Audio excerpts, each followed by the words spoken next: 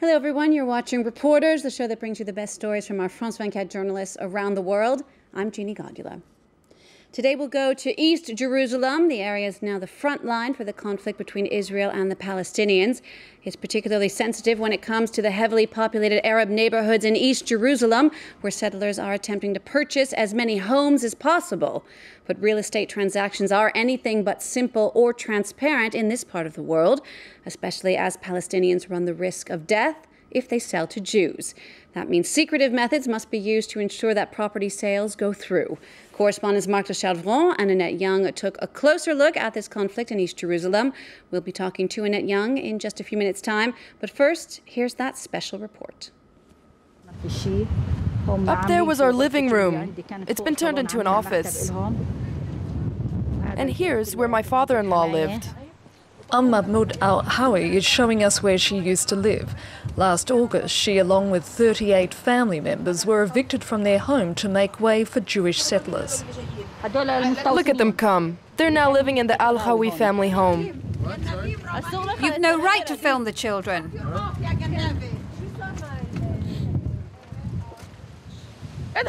Shut your mouth, liar. You can laugh, but the day will come when I'll kick your ass. Shut your mouth. Another day in Sheikh Jarrah, a neighbourhood that's now a battleground. Another flashpoint in the fight for Jerusalem. Sheikh Jarrah, East Jerusalem, where more and more Jewish settlers are moving in and where 4 Palestinian families were evicted and another 25 are facing the same fate. So this is the Sabag family home. The house next to it is the Salem family. They also have an eviction order. And next to it is the Fitiani's home. And it's the same for them. 10 years ago, there were no Israeli flags in this part of the city. Nowadays, they dot the horizon with the settlers living in mini fortresses. Look at this. All these electrical wires. They're linked to an intruder detector system. If a cat passes by, you hear this noise, and the guard arrives immediately to see what's happening. No. Mahmoud continues her tour. She's taking us to meet a family threatened with eviction. This is the house of Nabil Al-Kurd. Nabil Al-Kurd, 85 years old, lives here with her family. She's preparing herself for the worst. Because I have an eviction order, I've got my belongings ready in case they throw me out. They can come whenever and throw everything outside.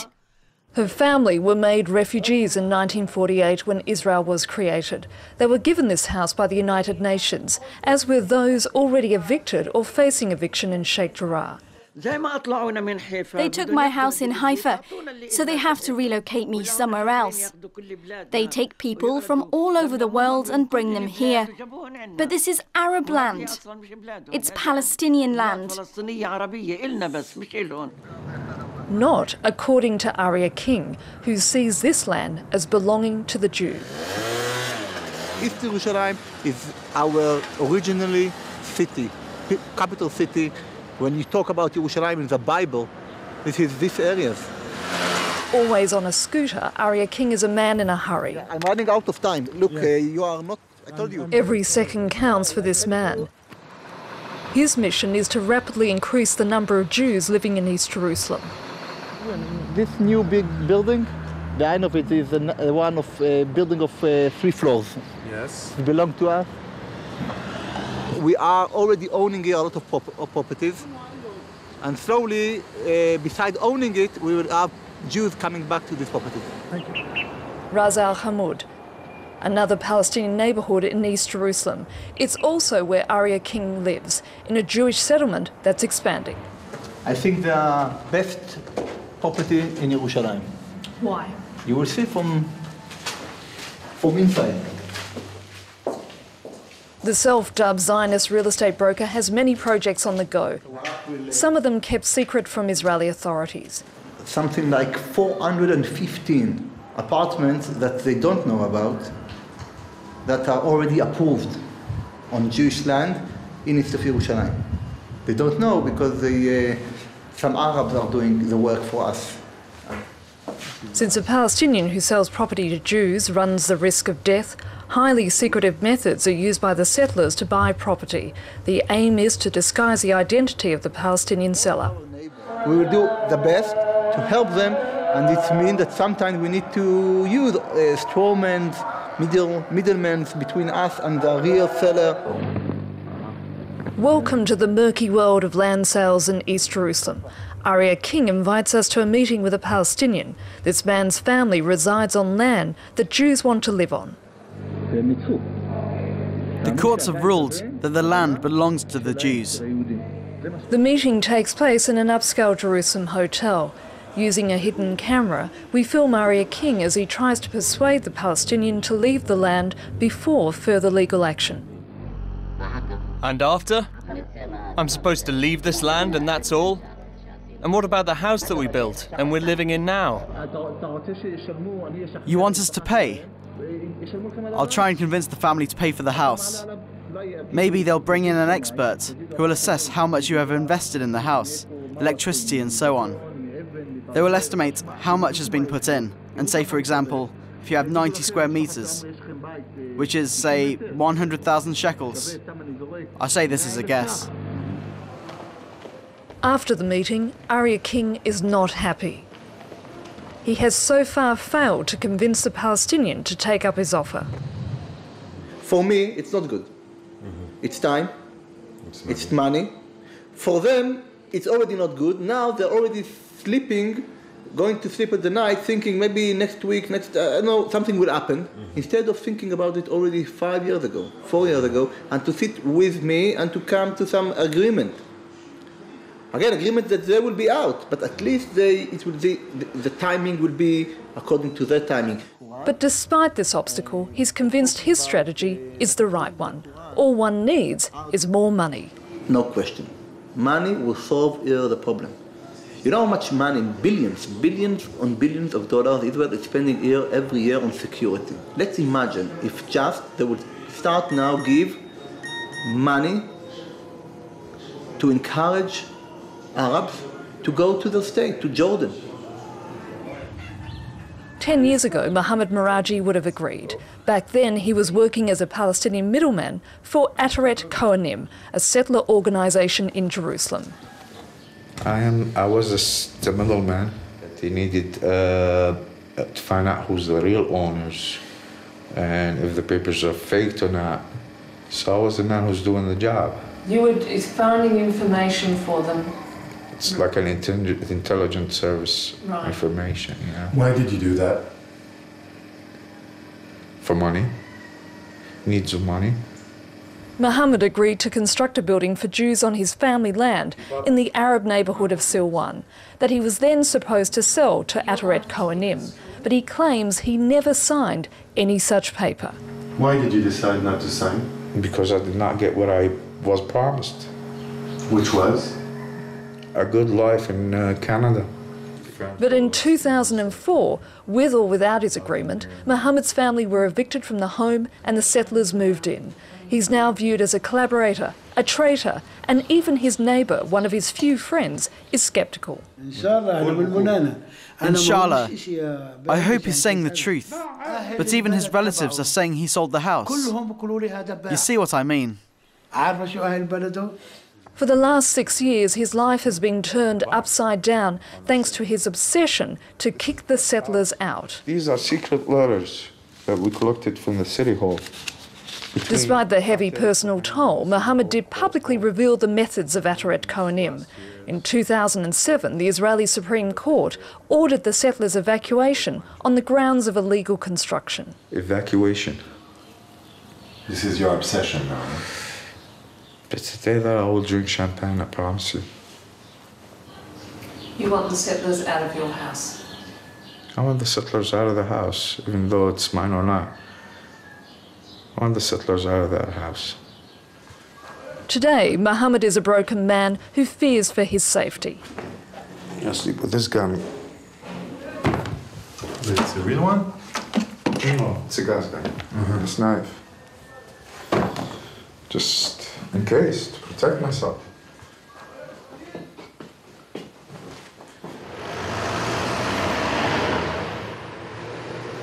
And what was once Mohammed Meraji's house is now Bet Yonatan, dominated by an Israeli flag. Security-wise, it's been very, very tense here. The Arabs, you can see the things that have been smashed, Molotov cocktails burning up there, smashed the... Daniel Luria works for Ataret Kohanim. He takes us inside for a rare tour of one of Jerusalem's most heavily secured buildings. Its residents live under siege. They can't get into a car and go to the local grocery when they want. The kids can't play out in the streets. Okay, which Jew would not want to live close to God's house? Look at this. You're looking back to the Temple Mount. Here's the city of David, the old city. With Bet Yonatan facing evacuation, Ataret Kohanim say they're being unfairly singled out by certain Israeli officials, despite being surrounded by scores of illegal Palestinian buildings. It's no question there's been discrimination, targeting because of an ideological agenda, but it won't happen. There's too much support at every level. While he acknowledges problems with the building's construction permit, it's a different story when asked about Mohammed Meraji's claim of ownership. We're not talking here about ownership. There's no question that the person you mentioned has been involved with the organisation. That's nothing to be denied. But many things are said and have to be said by Arabs in order to protect themselves, and that's fine. Well, wait. There's no doubt Mohammed feels under threat. Silwan starts from here. Oh, don't stop. Oh, don't stop. Go ahead. Take a left and... No. Take a right. This is bad. I mean, what they are doing here. People own it. It's the first time in 6 years that Mohammed has been this close to his former home. Looking at Bet Yonatan from the other side of the valley brings back regrets. I mean, I come from a family that have a very good name. And I ruined my name and their name. For Mohammed, his family's reputation will be restored once the settlers leave, and only then will he be able to get on with his life. My kids. I lived like a king in Silwan. Yeah, you were the king of Silwan? A king of Jerusalem. If you see all the houses to the right of the building, up and down the street, they are my family. Over 3,000 people. Merajis. If you look good in my eyes, you see me crying. Mohammed Meraji, a victim of a conflict where the possession of real estate is the ultimate weapon.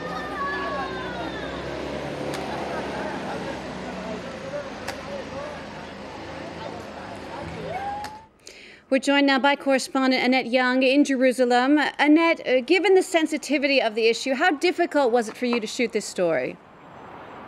Well, as you can see, it was a very, very difficult story to film because of the sensitivity of the subject matter and given the fact that, as we pointed out, Palestinians run the risk of death if they sell properties to Jews. And we think, actually, we probably found one of the very few people who's ever come forward and talked publicly about this whole methods that have been used by Jewish settlers in order to buy properties, and that of course is Mohammed Meraji, who we feature in this film. Of course, what tends to happen, because it's such a murky world, for Jewish settlers to buy properties from Arabs, what they do is use middlemen or sort of go-betweens, people like Mohammed Meraji, in order for this sale to go through. It's not that common for Palestinians actually to liaise or deal directly with Jewish settlers, but we managed, as you saw, to obtain via filming with a secret camera, film this meeting that went on between Aria King and a potential Palestinian seller. It was done in a very secretive manner. The man was clearly nervous. Again, a reflection of just how sensitive a story this is. Annette, the issue of Jerusalem is fundamental to any peace agreement. So in regards to what's happening now in East Jerusalem, what impact will this situation have on the city's future?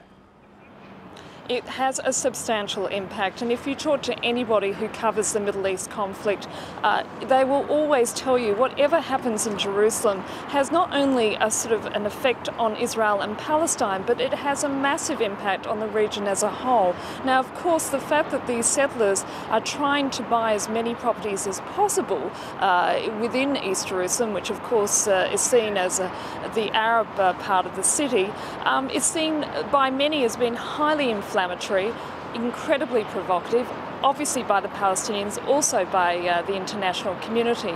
It seems to be, if you look at a map of Jerusalem, that with the Jewish settlers moving into areas such as Silwan, the area that we featured, as well as Sheikh Jarrah and Ras Al Amoud, that they're trying to sort of create some sort of contiguous Jewish presence in the city, which of course will make it very difficult to divide the city if indeed that was ever going to happen, and if indeed a peace agreement was ever signed. Of course, as far as the Israelis are concerned, they view Jerusalem as the united capital of the Jewish state, and on the other hand, the Palestinians see this city as a capital for a future Palestinian state. So again, given what's going on in East Jerusalem at the moment, this has extraordinary impact on the city's future. And Annette, just very briefly before we go, let's talk about the two sides. What do Israelis think about this conflict? Is it becoming a flashpoint? And what about the Palestinians? How are they combating the settlers' efforts?